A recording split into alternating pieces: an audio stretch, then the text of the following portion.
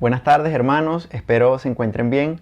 Quiero pedirles que me acompañen al libro de Apocalipsis, capítulo 2, versículos del 1 al 7. Allí estará basado el estudio del día de hoy y esos son los versículos que estaremos considerando. Cuando hablamos de Apocalipsis, muchas personas tienden a sentir miedo y no les gusta leer mucho este libro. Pero allí mismo en Apocalipsis, capítulo 1, versículo 3, dice que bienaventurado es aquel que oye, es aquel que lee y que pone por obra las palabras de esta profecía. Entonces, tiene una bendición. Somos felices cuando leemos este libro. También, algunas personas dicen que es un libro muy difícil de comprender. Pero la realidad es que si nosotros leemos detenidamente y aplicamos las reglas de interpretación, primeramente con la ayuda del Espíritu Santo, podemos comprenderlo. Y eso es lo que quiero que hagamos hoy en estos primeros 7 versículos. Vamos a estar hablando acerca del mensaje que Jesús da a la iglesia de Éfeso. Ok, vamos a leer los primeros 7 versículos y luego estaremos desglosándolos uno a uno. Dice de la siguiente manera: escribe al ángel de la iglesia en Éfeso, el que tiene las 7 estrellas en su diestra, el que anda en medio de los 7 candeleros de oro, dice esto: yo conozco tus obras y tu arduo trabajo y paciencia, y que no puedes soportar a los malos, y has probado a los que se dicen ser apóstoles y no lo son, y los has hallado mentirosos. Y has sufrido y has tenido paciencia y has trabajado arduamente por amor de mi nombre, y no has desmayado. Pero tengo contra ti que has dejado tu primer amor. Recuerda por tanto de dónde has caído y arrepiéntete, y haz las primeras obras, pues si no, vendré pronto a ti y quitaré tu candelero de su lugar, si no te hubieres arrepentido. Pero tienes esto, que aborreces las obras de los nicolaítas, las cuales yo también aborrezco. El que tiene oído, oiga lo que el Espíritu dice a las iglesias. Al que venciere, le daré a comer del árbol de la vida, el cual está en medio del paraíso de Dios. Como les decía anteriormente, Apocalipsis es un libro que por ser profético muchas personas lo ven con temor. Pero si nosotros vamos detallando texto a texto, nos daremos cuenta que allí mismo se encuentran las respuestas a los misterios que están en la Biblia. A menos que nosotros queramos ver algo que no está en la Biblia, porque hay personas que tergiversan lo que ya está escrito con la intención de querer ver algo más impresionante o que llame más la atención. Es algo que pasa comúnmente con el libro de Apocalipsis. Pero leamos lo que dice el versículo 1. Escribe al ángel de la iglesia en Éfeso, el que tiene las 7 estrellas en su diestra, el que anda en medio de los 7 candeleros de oro, dice esto. Primero, ¿quién es el ángel? ¿A quién se está refiriendo cuando dice que escribe al ángel de la iglesia? Una vez escuché a un predicador decir que cada iglesia tenía un ángel designado por Dios que cuidaba esa iglesia y que esa era la interpretación de este texto. Pero eso no tiene sustento bíblico por ningún lado. Ahora, ¿quién es el ángel de la iglesia? El pastor. ¿Por qué es el pastor? Porque el significado de ángel en hebreo es la palabra agelo, que significa mensajero. Entonces la carta es dada al pastor para que la transmita al destinatario final, que es la iglesia. Cuando ahí hace referencia de que el ángel es el que recibe la carta, ese ángel es el que transmite el mensaje. El destinatario final de esta carta era la iglesia de Éfeso y el pastor era el encargado de recibirla. Tenemos que también aclarar esto, que este mensaje fue directamente a la iglesia de Éfeso. Nosotros lo podemos hoy aplicar a nuestra vida y en nosotros como iglesia, pero literalmente fue escrito para esta iglesia. Y aparte de que nombra de que fue dirigida al ángel, dice que habla de unos candelabros, ¿cierto? Habla de los candelabros y de las estrellas. ¿Cuáles son esas 7 estrellas? ¿Dónde está ese misterio? ¿Dónde podemos descifrarlo? ¿Será que nos tenemos que poner a indagar y a buscar cosas que la Biblia no dice? No. Apocalipsis 1:20. Ahí está la respuesta. Dice de la siguiente manera: el misterio de las 7 estrellas que has visto en mi diestra y de los 7 candeleros de oro.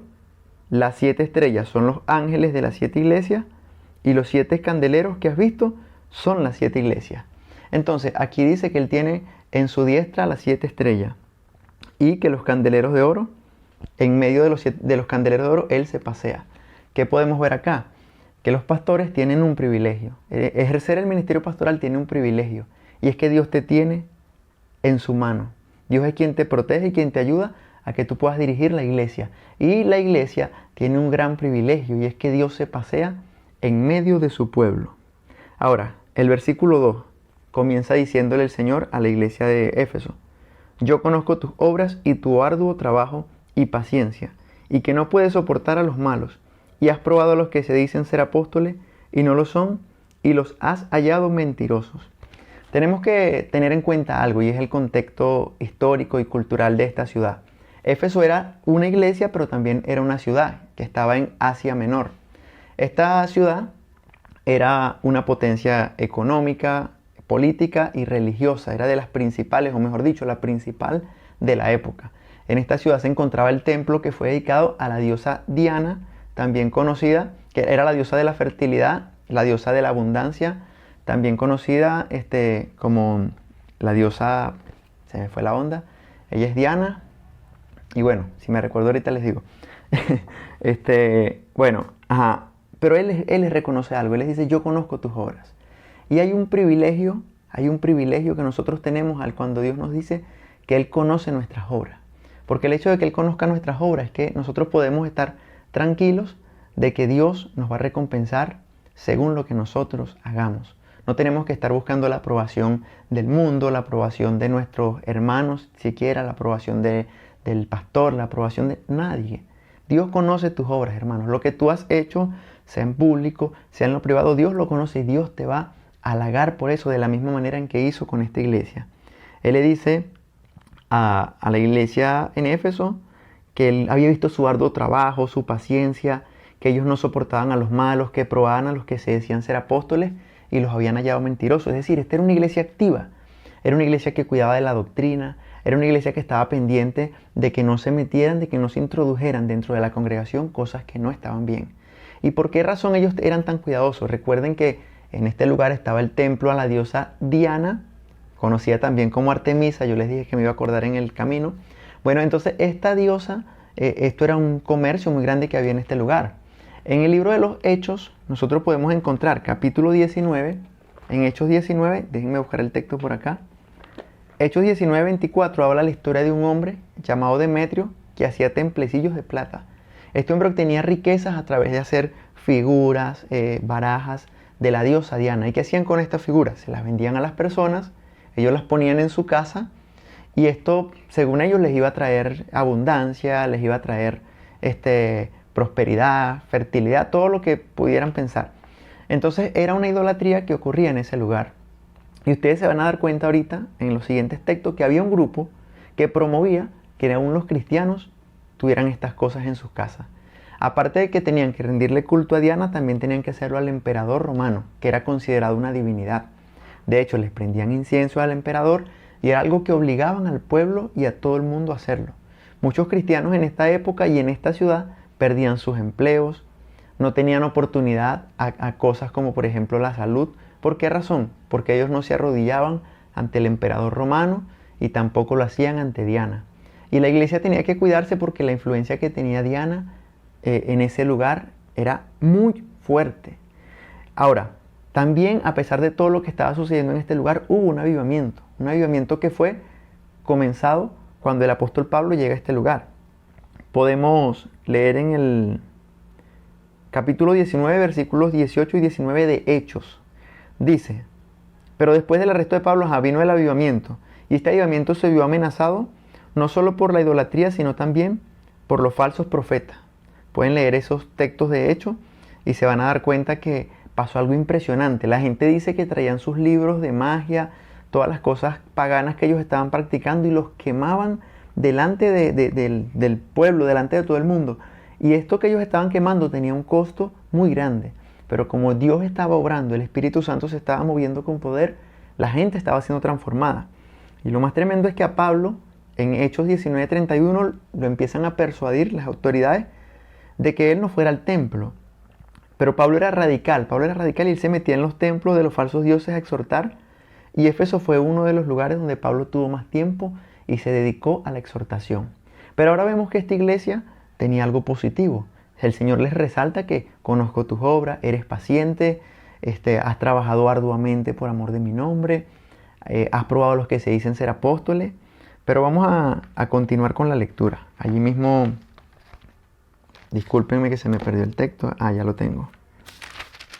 Ok, Apocalipsis 2, versículo 3. Perdón, el 4. Pero tengo contra ti que has dejado tu primer amor. Esta es la amonestación que le hace el Señor a esta iglesia.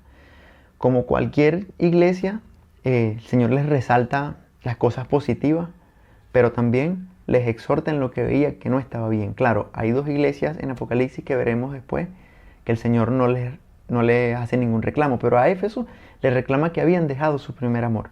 Y para cualquiera puede parecer un poco contradictorio, porque les está exaltando de que ellos trabajaban fuertemente en la obra de Dios, de que ellos probaban a los apóstoles, de que, ellos tenían algo muy bien estructurado en la iglesia. A lo mejor el culto no estaba saliendo mal, pero el Señor les reclama que ellos habían dejado su primer amor. ¿Y qué tal vez fue lo que ocurrió para que ellos dejaran su primer amor? Pues a mí me viene a la mente que posiblemente ya no hacían las cosas con el mismo amor que lo hacían desde el principio. Si ustedes se ponen a pensar cuando eran nuevos creyentes, cuando nosotros somos nuevos creyentes, por ejemplo, nuestra forma de orar es una forma de orar muy directa del corazón, porque las palabras cuesta que no encontramos qué decirle a Dios porque somos muy nuevos, muy inocentes, y tal vez nuestra oración es algo como: Señor, te doy gracias por este día, te amo, quiero conocerte, quiero servirte, algo muy real.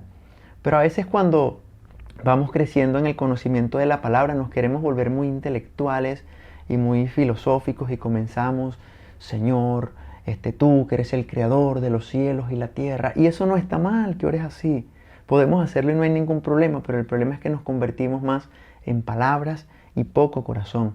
Y viene siendo como cuando perdemos ese primer amor. Recuerden algo, perder el primer amor no es que yo deje de hacer, no hago nada en la iglesia, me aparté de la iglesia, no. Habían personas como estos que estaban trabajando arduamente por la obra de Dios, probaban a los apóstoles y hacían todo eso constantemente, porque recuerden que les dice: trabajas arduamente por amor de mi nombre. Sin embargo, Él viene y les dice: pero has perdido tu primer amor.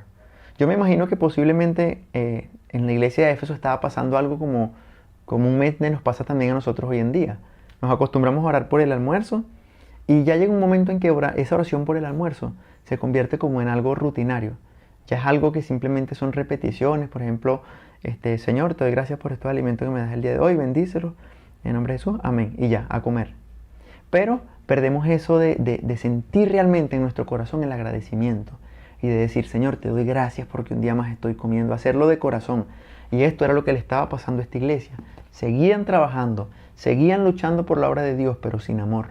Y qué peligro hay en que nosotros hagamos las cosas por compromiso, porque tengo un compromiso con la iglesia, con el pastor o con X persona, pero no lo hago por amor. Debemos hacer las cosas por amor a Cristo, hermanos. Entonces, luego de que les dice que tiene contra ellos que han dejado su primer amor, les dice: recuerda por tanto de dónde has caído y arrepiéntete y haz las primeras obras, pues si no, vendré pronto a ti y quitaré tu candelero de su lugar, si no te hubieras arrepentido. ¡Wow! Qué exhortación tan fuerte la que le da el Señor a esta iglesia. Les dice que si ellos no corregían esa situación de que habían dejado el amor, el Señor iba a quitar la iglesia.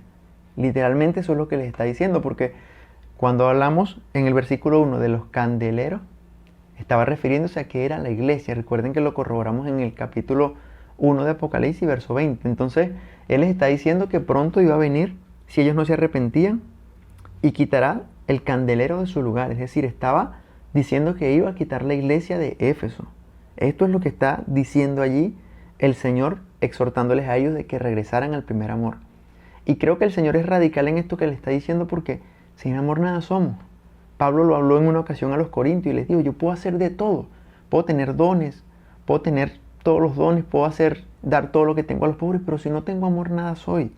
Y por eso él recalca allí en Corintios de que la esperanza y la fe son importantes, pero yo les muestro un camino más excelente, que es el camino del amor. ¿Y por qué nosotros debemos cuidarnos? Porque también dice que en los postreros días muchos se les enfriará el amor. Y no seamos nosotros de esos que están dejando que el amor por Dios, el amor por hacer la obra de Dios, se enfríe. Después les reconoce otra cosa importante. Le dice: pero tienes esto, que aborreces las obras de los nicolaitas, las cuales yo también aborrezco. ¿Quiénes eran los Nicolaitas? En lo poco que pude investigar, se dice que era un grupo que era muy liberal. Algunos dicen que salía este grupo de aquel diácono que también se narra en el libro de los Hechos, que se llamaba Nicolás, y que este hombre se desvió, pero eso es simplemente una teoría que no tiene sustento. Puede ser que sí, no lo descarto, pero más lo que resalta es que era un grupo muy liberal. ¿Y qué hacía este grupo? Recuerden lo que les dije, que en esa ciudad esta diosa Diana tenía mucho poder, mucho territorio ganado. Cuando el evangelio llega, empieza a hacerle como la lucha a esta situación. Pero había un grupo de creyentes dentro de la iglesia de Éfeso que le estaban diciendo a las personas: pero tranquilo, no hay problema. O sea, tú puedes pegar tu barajita de Diana, prenderle el incienso al emperador romano, no pasa nada. O sea, Dios conoce tu corazón y Él sabe que lo estás haciendo para conservar tu trabajo o para conservar tus estudios o para cualquier cosa. Y eso también pasa hoy. Hoy en día, con la agenda progresista que ha querido venir a implantar muchas cosas malas y dañinas como la aceptación del aborto, el matrimonio igualitario, y miles de cosas que han querido hacer normal, como la fornicación, la mentira, y nos dicen a nosotros como cristianos: pero tranquilo, o sea, tú eres cristiano, tú eres amoroso, tú tienes que aceptar eso. No caigamos en este pecado que estaban cayendo los nicolaitas, que querían infiltrar dentro de la iglesia el liberalismo y hacer creer que Dios aceptaba y que Dios entendía. No, Dios no acepta el pecado. Dios no se consiente ni hace alianzas con el pecado. Dios es un Dios 3 veces santo y no quiere nada de esto. Y por eso le resalta a esta iglesia: gracias, porque ustedes, al igual que yo, aborrecen a los nicolaitas. Imagínense que usted diga hoy: yo aborrezco las obras del grupo de los LGTB y Q y más. Si usted dijera eso, que dicen: ay, es un homofóbico, y empiezan a tildarlo de miles de cosas, pero aquí está claro de que esta iglesia aborrecía las obras de los nicolaitas y el Señor les aplaude eso. Éfeso era una iglesia admirable, admirable en la forma en que ellos trabajaban por la obra de Dios, en la forma en que ellos cuidaban la doctrina, eran muy cuidadosos y esto se les admira y se les resalta. Su único problema fue haber dejado su primer amor. Hermano, cuidémonos. Vamos a cuidarnos de que ese primer amor no se apague en nuestro corazón. Y si tú sientes que se apagó, permite que se avive nuevamente con la presencia del Espíritu Santo en tu vida. Últimos versículos. El que tiene oído, oiga lo que el Espíritu dice a las iglesias. Al que venciere, le daré a comer del árbol de la vida, el cual está en medio del paraíso de Dios. Me encanta cómo cambia al final esta carta y dice que oigamos lo que el Espíritu dice. ¿A quién? A las iglesias. Ya no se está refiriendo únicamente a Éfeso, sino que se sabía que aunque esta carta iba a llegar a Éfeso y era un problema que estaba allí, iba a ser esparcida por todas las iglesias de Asia Menor y tal vez del mundo, y por eso hoy en día nosotros la tenemos. Para poder examinarnos a la luz de lo que esa carta dice y ver si nosotros estamos haciendo lo correcto y dejando de hacer lo que no está correcto. Qué hermosa promesa la que les da al final, y les dice que ellos iban a comer del árbol de la vida, que el vencedor iba a comer del árbol de la vida con el Señor y se iba a tener ese gran privilegio. Oír lo que el Espíritu dice a las iglesias. Esta palabra, oiga, la repitió Jesús muchas ocasiones en los evangelios. Les decía: oigan, oigan. Y esta palabra también tiene un significado más claro, que es obedecer. Es decir, allí, cuando le está diciendo oí lo que el Espíritu dice a las iglesias, también le está diciendo: obedezcan lo que el Espíritu dice a las iglesias. Y hoy yo les hago un llamado a mis hermanos de la primera iglesia bautista. Nosotros como iglesia, tomemos los buenos ejemplos que había en Éfeso. Tomemos este ejemplo de que trabajaban arduamente. Tomemos este ejemplo de que ellos cuidaban la doctrina. Tomemos este ejemplo de que ellos mantenían la pureza dentro de la iglesia. Pero cuidémonos de no caer en lo mismo que cayeron muchos allí, de perder el primer amor. Y si tú sientes que has perdido tu primer amor, yo hoy te llamo a que tú nuevamente recuperes ese primer amor.